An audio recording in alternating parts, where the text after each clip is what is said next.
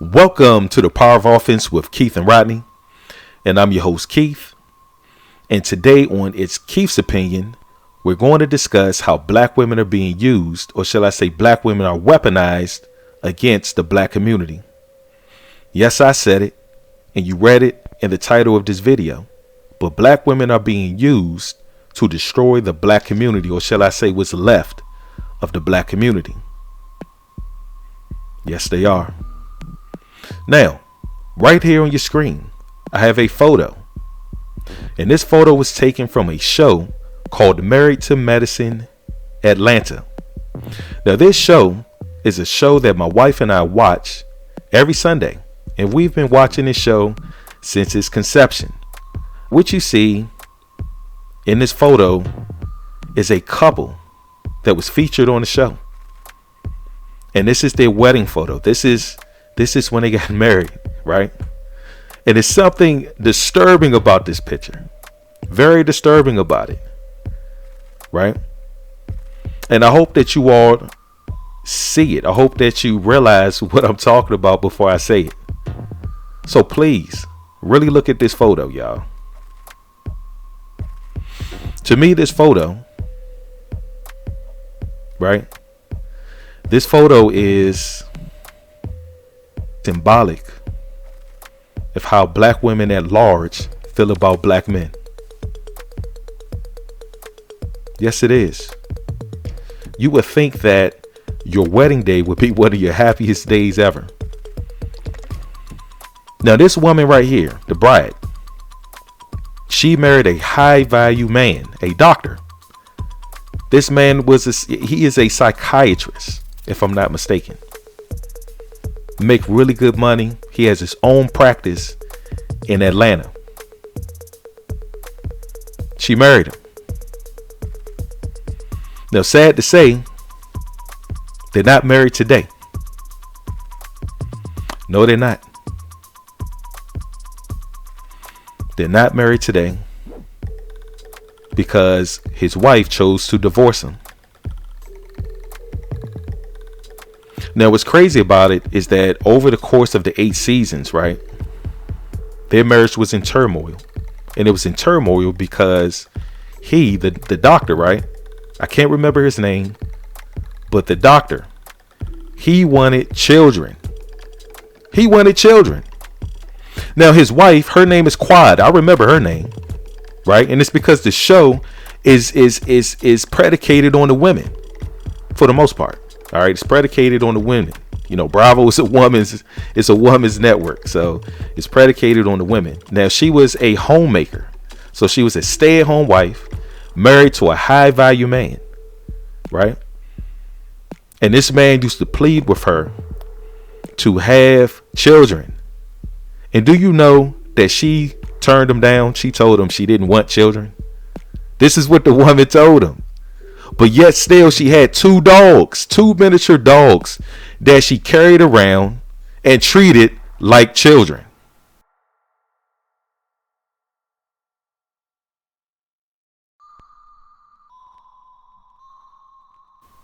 I'm not making this up, y'all. If you haven't seen this series, I'm telling you, if you're able to go back and watch the history of this show, you see what I'm talking about. She rather treat her 2 miniature dogs as children rather than to have a child with this man. The man that married her, right, allowed her to be a stay-at-home wife, of which most women, first of all, most black women aren't even married. And better yet, to be able to marry a man that's in the top 1% that can afford for his wife to stay home. You would think she would appreciate that, right, and give him a child. No, she didn't. So what ended up happening was he ended up stepping outside the marriage. He cheated. All right, he admitted to it, he cheated, and they end up getting divorced, and the rest is history. But my point in showing this picture, y'all, is because to me, this picture is indicative of how black women feel about black men. And I'm saying it because of this, and I hope you all realized it. But if you look at the photo, look at their body language. She is pulling away from him as he's going in for the kiss. Look at that. She's pulling away from her husband, the man that she just married, which indicates to me that she wasn't even really attracted to him. She didn't desire him like he desired her. And that's why she didn't want to have children with him. That's crazy, right? See, one thing I know about women is that when they love you, when they want you, right? When women want you, they have your baby. That's one thing I know about them, y'all. And it's crazy that she wouldn't even get his high value man a child. But let's move on from this.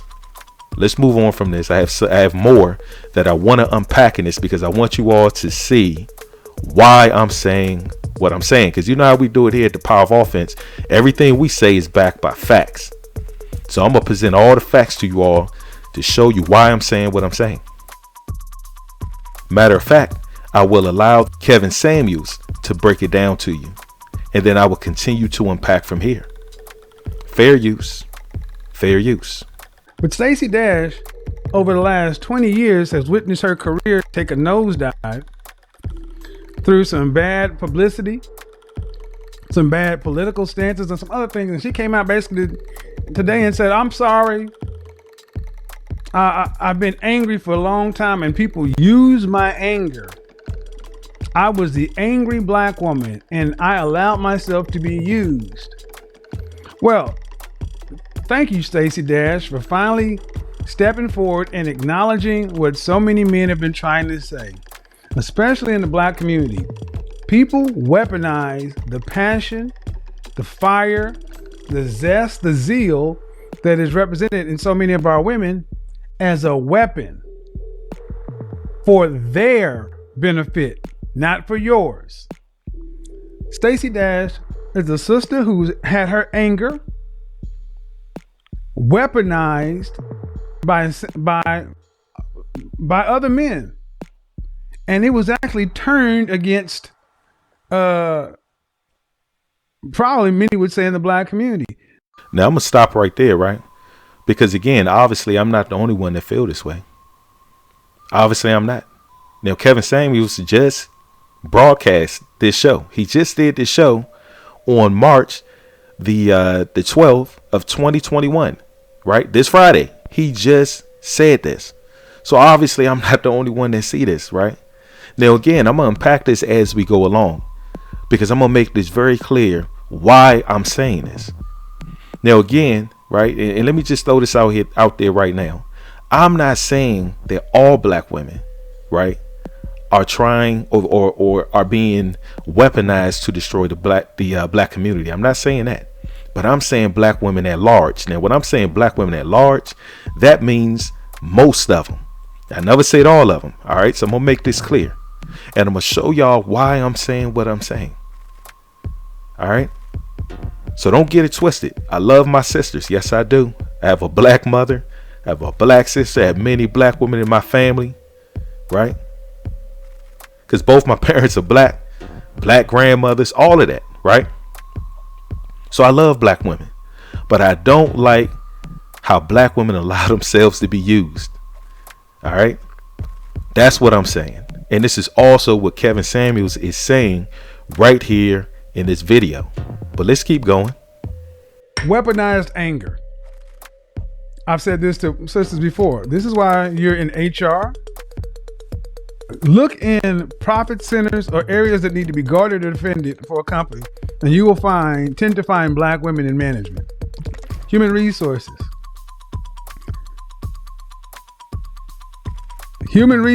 Got to make sure that, we don't have a certain amount of the wrong people getting hired.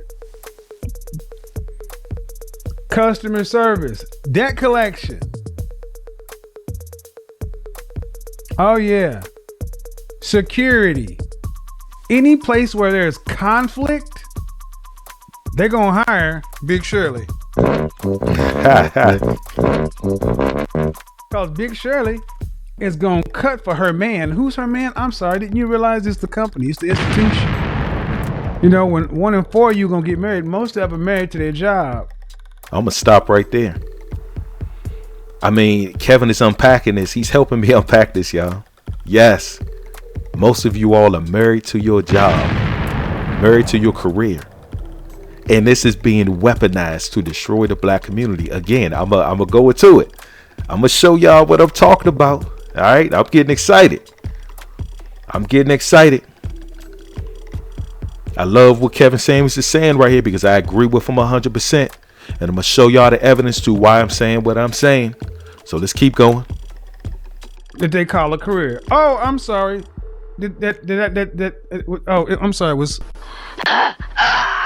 It burns. I know it burns. I'm sorry. Get you some salve and put on it.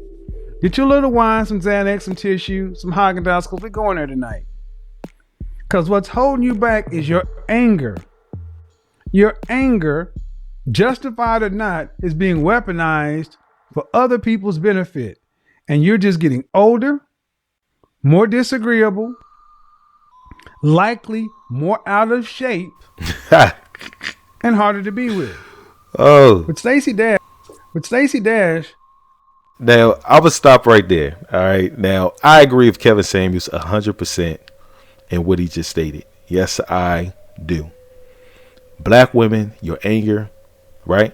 Whether it's justified or not, it's being used against the black community. It's being weaponized. It's being weaponized by men, right? Or by systems that have their own agenda for us. All right. Now I'm gonna prove this to you all. Again, I keep saying this. Y'all know how I go. I'm gonna prove it to you. You know how we do it here at the Power of Offense. You know. Before I show you the proof, you know, I've already told you this before. You know, I've showed this in the video that Rodney and I did concerning the reparations bill, which is HR 40. We showed you how the bill originated by Representative John Conyers. He was the originator of that bill. And we showed you how Sheila Jackson Lee, or shall I say Representative Sheila Jackson Lee, right? How she went before the House and had this man's name, right? And all accolades for him removed from the bill. So she completely superseded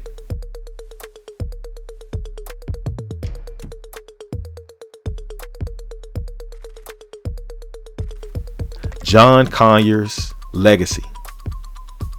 She did. We showed this to y'all. We showed this to you all.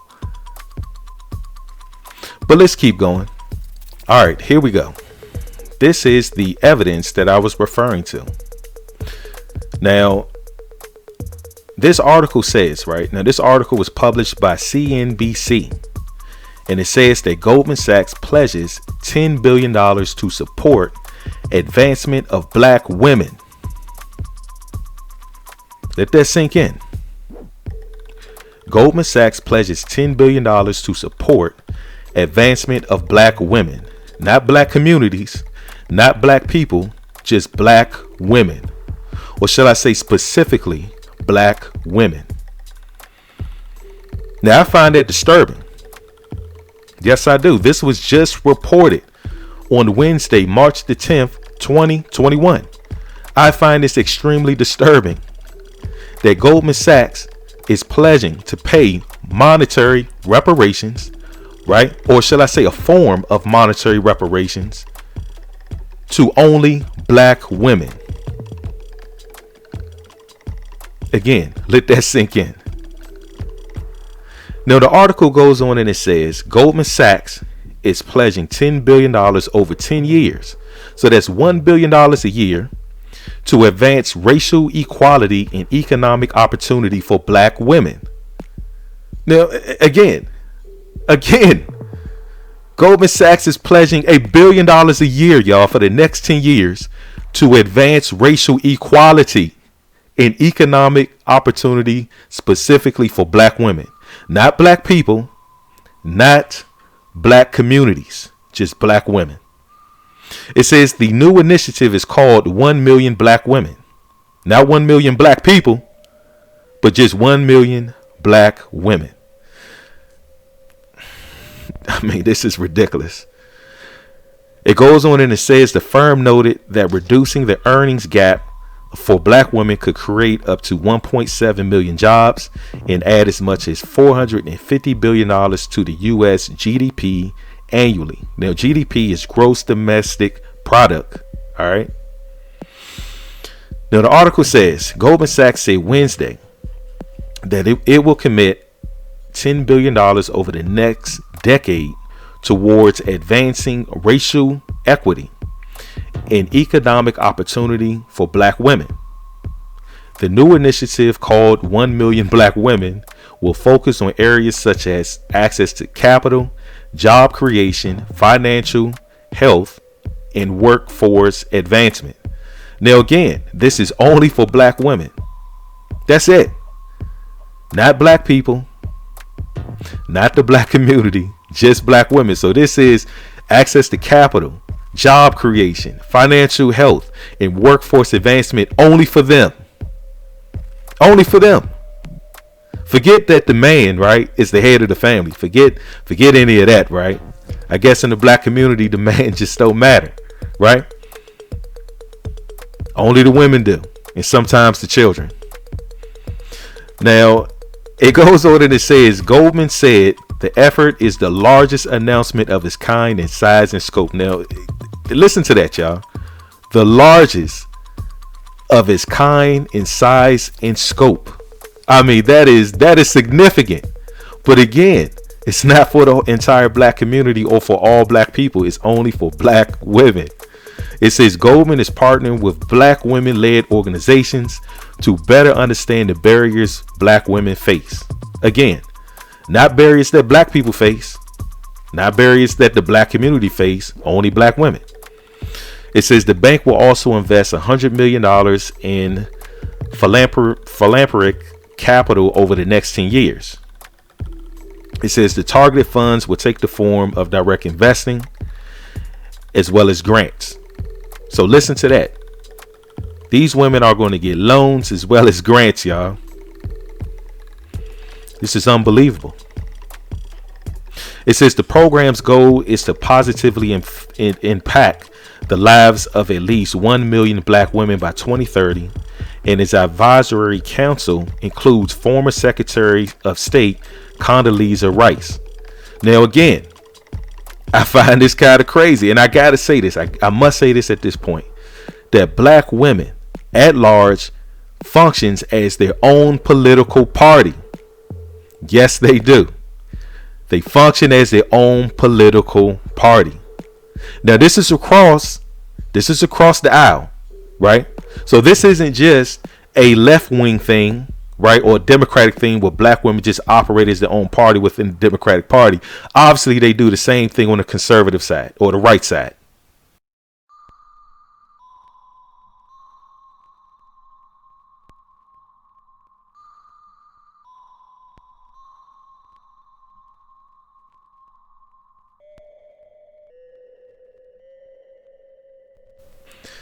As you can see, you know what I mean?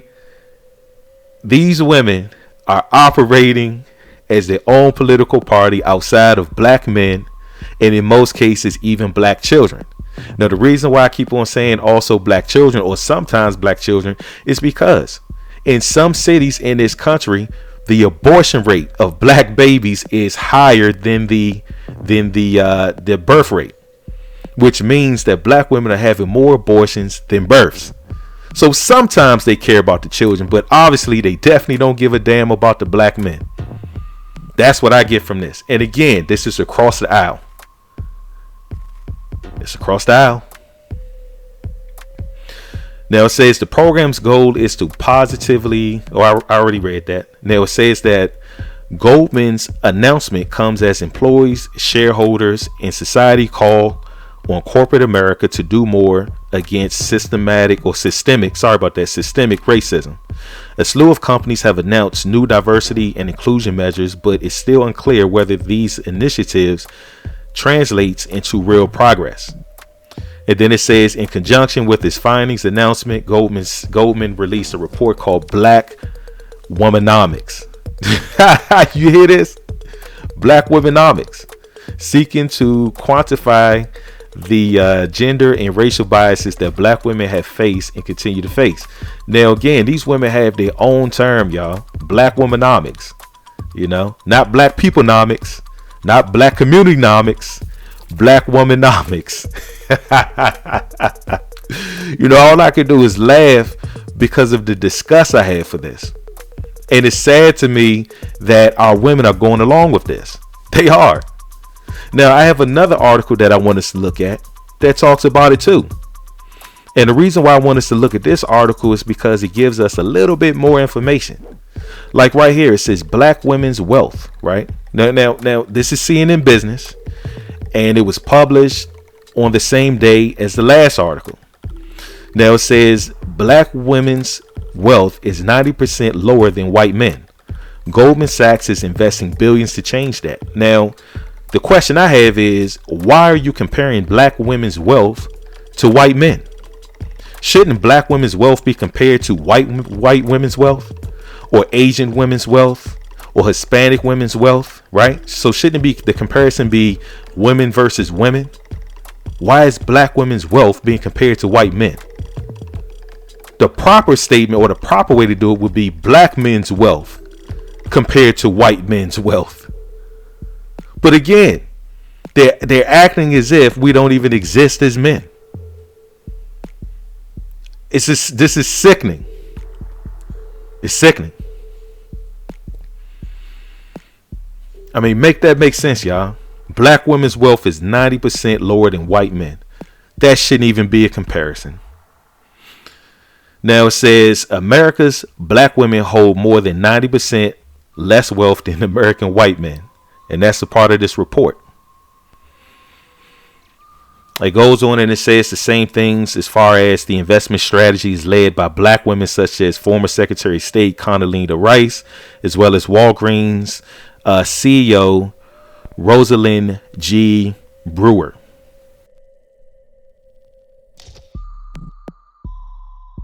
It says this initiative is transformable.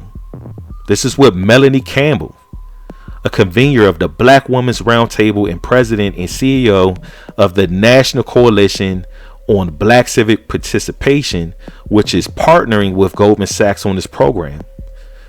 It says what Goldman Sachs is doing has the potential to materially impact the lives of black women, their families, and communities across this country. Again, nothing about black men. Nothing about black men. And it's the first time I heard them say anything about families, but that can mean anything, you know, and the type of society that we live in.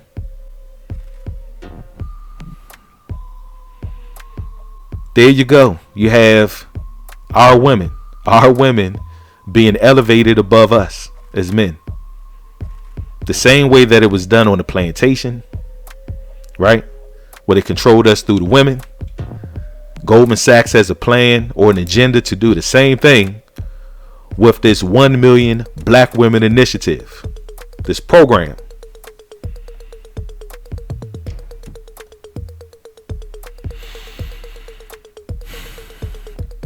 It says a stunning wealth gap.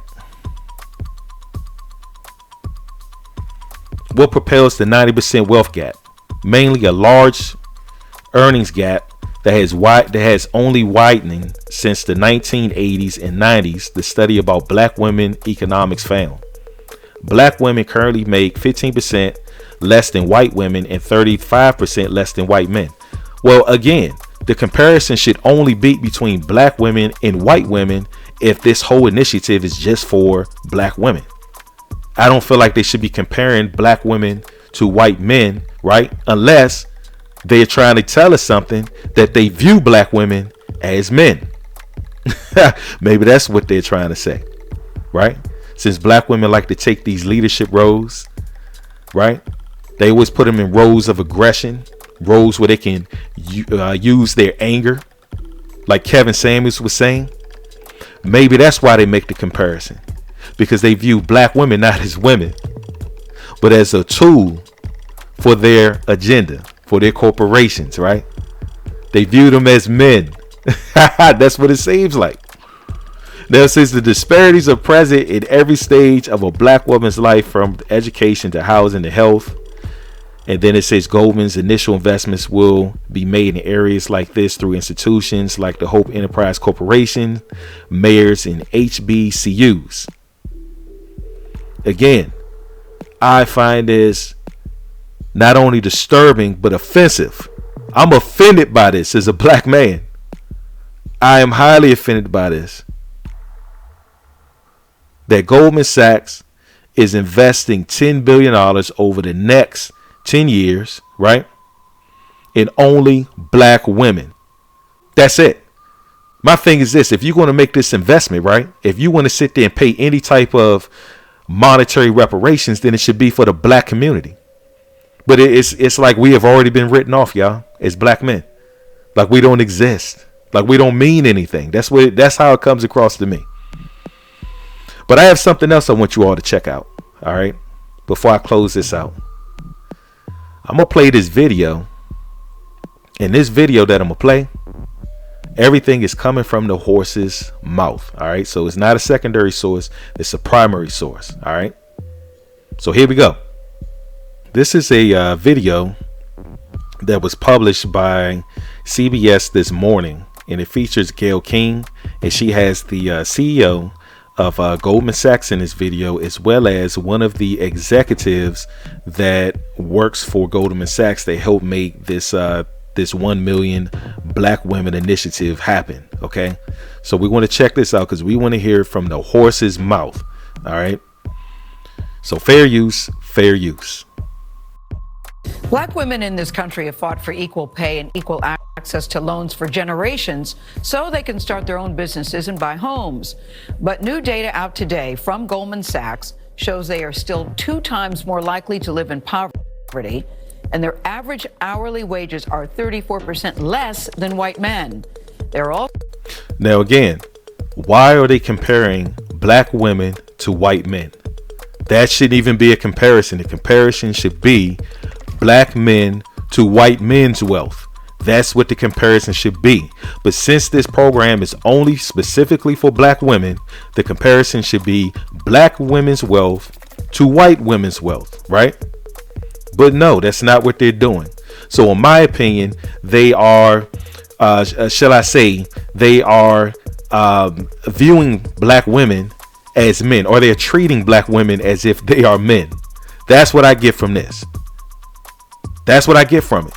And they're treating black men as if we're non-existent. That's what I get from this study from Goldman Sachs. It's very disrespectful. But let's keep going. Also less likely to own their own companies. We met one business owner. Her name is Jessica Johnson Cope, who is trying to change that.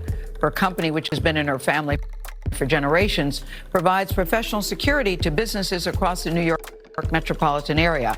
Here's her story in her own words. My name is Jessica Johnson Cope. I am the president and CEO of Johnson Security Bureau, the oldest black-owned security firm in New York State. Johnson Security Bureau is a third-generation family-owned and operated security services firm based in the Bronx, New York. Founded by my grandparents, Dorothy and Wilbert Johnson, they started the business in their house in 1962 to create a company where they could provide jobs for people in the community. You may not see a lot of women-owned firms in our neighborhood. You may not see a lot of big businesses coming here, but when they see Johnson Security Bureau, it gives them a sense of hope that there is someone who looks like them, who's achieved some level of success. The Goldman Sachs 10,000 Small Businesses program was launched in 2009 as an answer to the financial crash of 2008. And I got the chance to interview with one of the members of the executive team at Goldman Sachs. She said, what if you had resources? What if someone showed you how you could better run your business? What if you could use other people's money and in that way put more people to work and have a greater impact on your community? And we've had since sensational results. I mean, we've gone from 16 employees to over 160. Our revenues have increased significantly. If you have the desire and you have the right tools, you can find success, whatever that means to you. 16 employees to 160. That's impressive growth. Goldman Sachs. Now, I want to stop right there because that is impressive growth. And I'd like to congratulate that sister because don't get it twisted, y'all. I'm happy to see sisters succeed. Yes, I am. I think it's awesome when sisters are able to start businesses or to take over a business and be successful. It's nothing wrong with that. That's not what I'm complaining about. What I'm complaining about is how disrespectful this is to only specifically deal with black women and not black people or the black community, which includes black men. That's what I'm talking about. You know, even as far as how they talked about how black women are 2 times more likely to live in poverty. But I'm like, the biggest reason why black women live in poverty is because they're unmarried.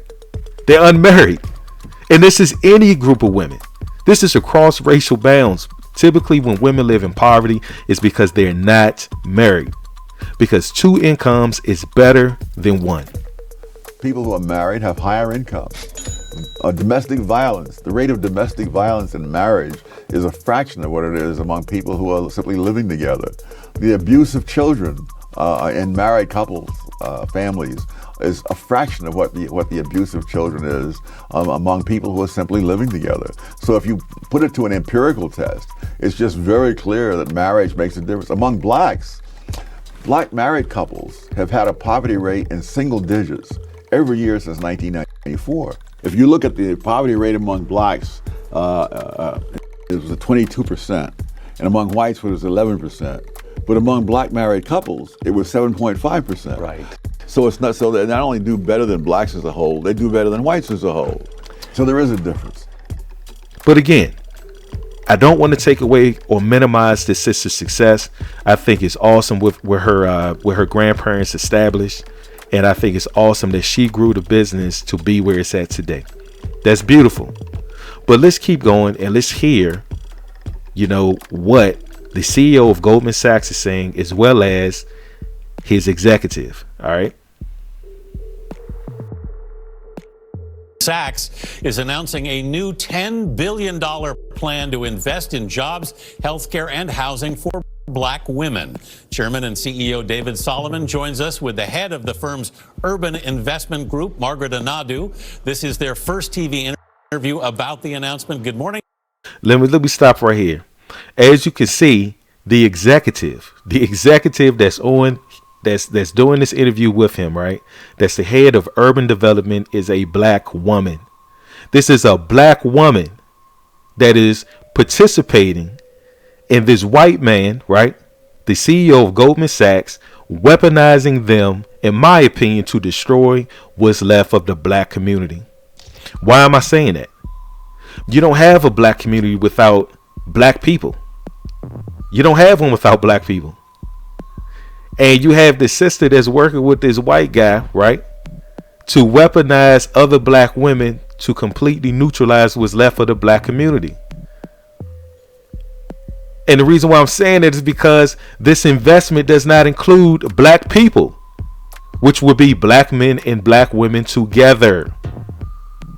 I mean, I just don't get it, y'all. I just don't get why some sisters choose to operate against the collective. Again, you have so many black women movements, y'all. You have Black Girl Vote, Black Girl Rock, Black Girl Trade. Why isn't it Black People Rock, Black People Trade, Black People Vote? It's like, again, all they think about is themselves. And black women at large think as their own separate political parties, separate from black men. And this proves it right here. Again, this is a sister. They helped this white guy, the CEO of Goldman Sachs, develop this plan for black women specifically. I mean, Jesus Christ. You know, this plan, this almost reminds me of FDR's, right? Franklin Delano Roosevelt's, his New Deal. And how this New Deal, right, subsidized housing, unemployment, all type of benefits, right, that was given to white men and also white women, right? To white families, right? But it discriminated against and left black people out. That's what this reminds me of. And then you move forward to what's his name? LBJ, which is Lyndon Baines Johnson in the Great Society, you know, of how they developed this, or how they didn't develop the welfare state. The welfare state was developed with the New Deal, but how they restructured it, right? To where only black women benefited, or shall I say received crumbs from it, right? They received crumbs from it to push the black men out of the home, right? Which caused them to have which caused our communities to have single parent households, right? Led by women. And to this day, 70% of black children are born out of wedlock. I mean, this is insane. To me, this is reminiscent of all of that. It's the same thing, except it's not the government doing it. This is a private corporation doing it. And black women, right, are participating in this in the same manner that they did with LBJ's Great Society. This is why I find this disgusting. I find it disrespectful. And again, like I showed everybody in the beginning of this broadcast, right, that photo of that couple, right, is indicative. It is suggestive. It is symbolic of how black women at large feel about black men. It's like y'all don't like us, don't respect us, and don't give a damn about us. But let's keep going. I don't want to digress too much. Let's keep going. Morning to you both, and I'm very glad it's warm enough in New York that you're both outside on the roof. Great to see you. Good.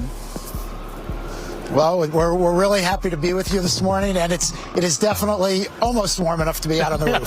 I'm probably just a little bit underdressed. All right, David, let's get you going then and warm you up. First, how will Goldman Sachs invest that $10 billion to help black women? Well, we're very, very excited about this program, and we've been working for quite some time to think about the way that we can have a lasting economic impact. The earnings gaps and also the wealth gaps that exist for black women who are so important in the community based on all they're doing are very, very significant. And so we've really been working. Let me stop right there, because he said that black women are so significant in the community for all the stuff that they're doing. You know what that reminds me of? How they say black women are the backbone of the community.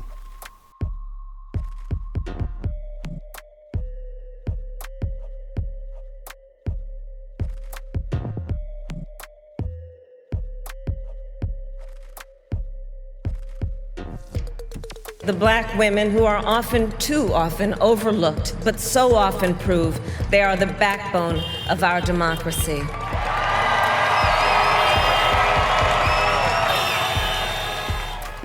As well as the Democratic Party and our democracy, right? That's what Kamala Harris said. Black women are the backbone of our democracy, right?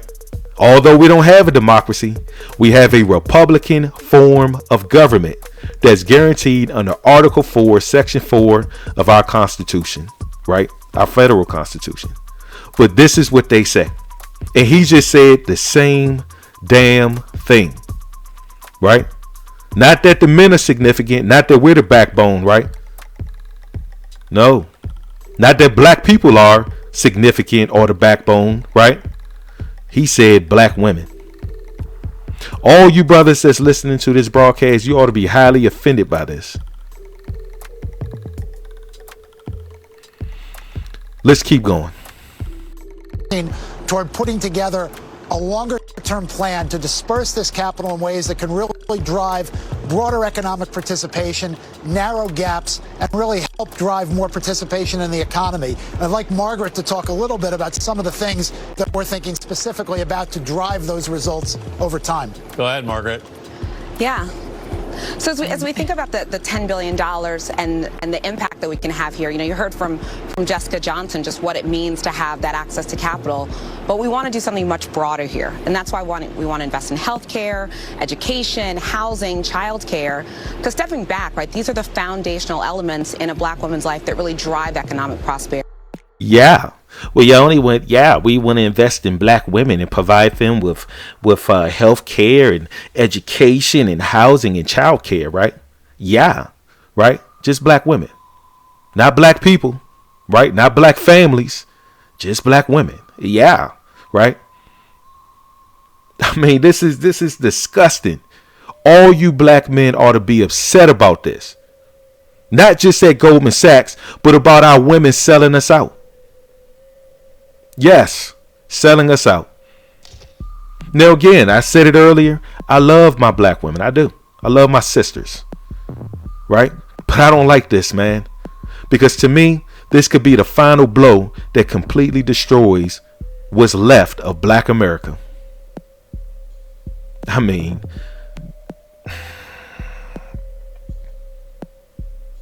just let that sink in, y'all.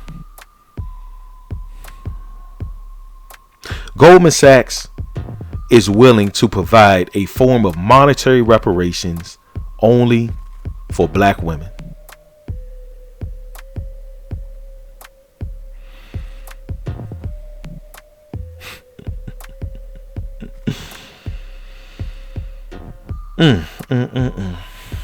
I guess Black women has chosen to replace us Black men with corporate dollars, right? First they replace us with welfare dollars, right? Public dollars from the government. Now they're replacing us with private dollars, right? Corporate dollars from Goldman Sachs. Just can't make this shit up, y'all. But let's keep going.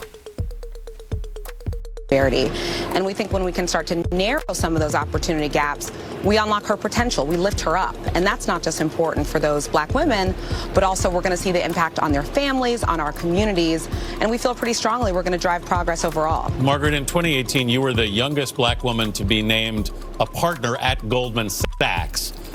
What needs to be done to get more Black women in leadership positions? I think even an initiative like this and what we're building, right, this is about the infrastructure that allows more Black women to be at the table. And so when we can get let me stop right there. Did you all hear that? She said it's about the infrastructure for Black women to be at the table. For Black women to be at the table with white men. This is what she said. Not for Black men to be at the table with white men, right? Because men supposed to be at the table with each other. Not with Black women to be at the table with white women, right? Because women should be at the table with each other. But no, she's talking about for Black women to have a seat at the damn table with white men. This proves everything I just said. She just proved it. That they operate as their own political party. They don't give a damn about you, Black man. I didn't say it. She said it. To build infrastructure so that Black women can be at the fucking table. Excuse my language. Because we try not to curse here at the Power Offense, but oh God, man, this disgusts me so much.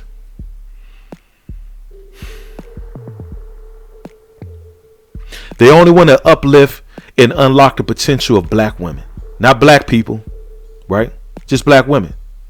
Why? Why is that? Well, to me, it goes hand in hand with what Kevin Samuel said. Because they have their agenda for her. They view her as a man, one of the men. One of the men, right? But she's not a man that's on their level. They don't view her on their level. They view her as a man, right? To follow their orders. To take their calls and to execute their agenda. And their agenda has nothing to do with you, Black man. Other than to destroy what's left of us. I mean,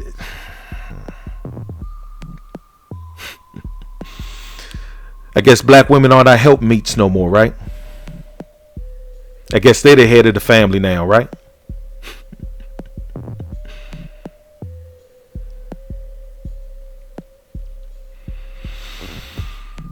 This upsets me a lot. Let's keep going. Let's finish this out. That college degree, when we can help with the upskilling, when we can help black women really advance in their careers, you're going to see more, black women at the table. And quite frankly, I think to sort of drive the type of progress in initiatives like this that we need to see. Well, seeing you standing there side by side with David Solomon, I think sends a very important message, Margaret. I want to go back to you, David, because I love the question that Jessica posed in the piece. What would you do if you had the resources? That she was asked that by Goldman Sachs.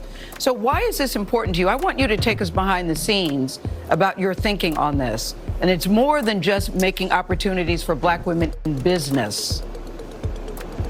Absolutely, Gail. It's much more than that. And I think the firm has learned a lot over the last 5 years, over the last 15 years, as we've made investments in other programs I know that you're familiar with, like our 10,000 Women program and our 10,000 Small Business program that Jessica is highlighting. And what we've learned is that if we take our research and we really dig deep to try to understand where there are problems or gaps in our society, and then we take our resources, our capital, our network, our ability to give people advice and help them gain access to capital, we can create a very positive impact over time. We can help lift people up, we can help them participate, and by the way, it's great for those people, but more importantly for our society, it helps us all economically.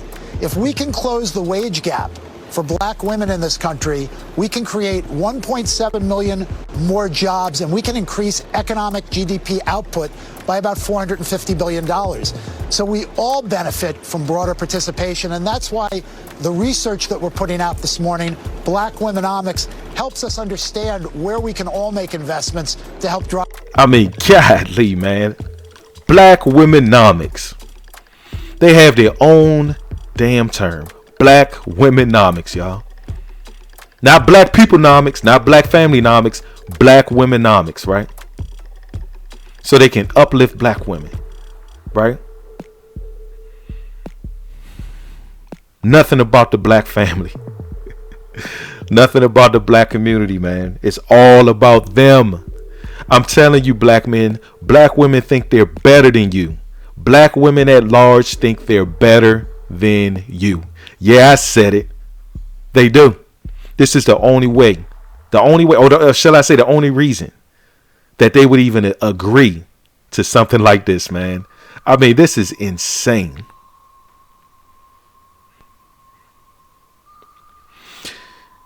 This man, the CEO, said that this investment will help the economy, right?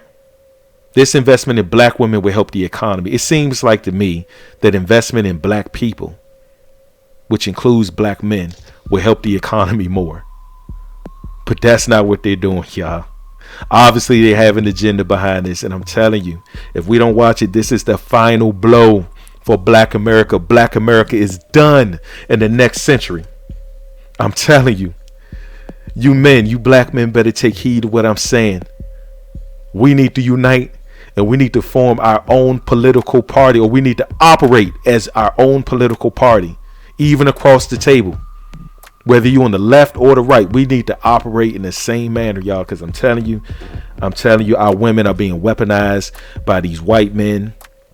And God knows what other men. Our women are being used as weapons against us. I'm telling you, man. And if you don't see it off of what was just shown, right? What I just read in these articles, what was just said in this video right here before you, and even from what Kevin Samuel said, then you're not going to get it all. You're not going to get it at all. I mean, Jesus Christ, man.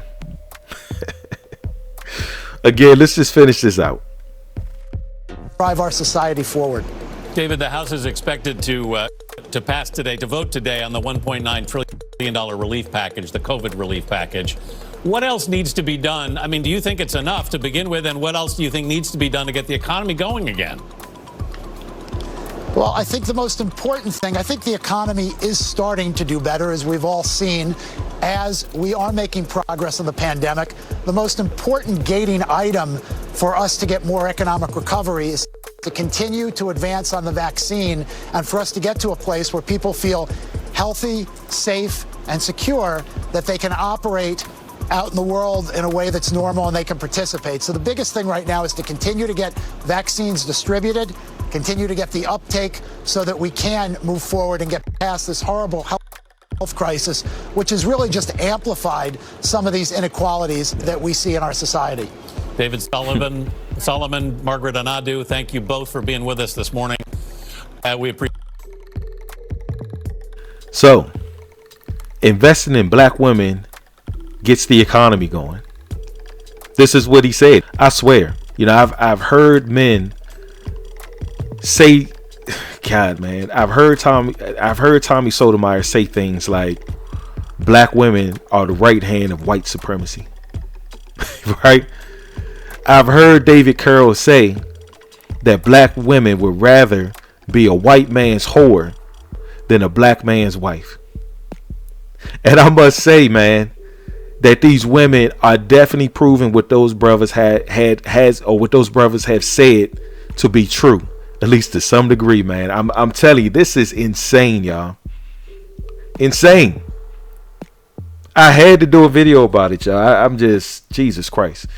I'm just going to end it right here. I'd like to thank everybody for listening, checking me out. Rodney and I will see you on the next broadcast. Please share, like, and subscribe. Peace.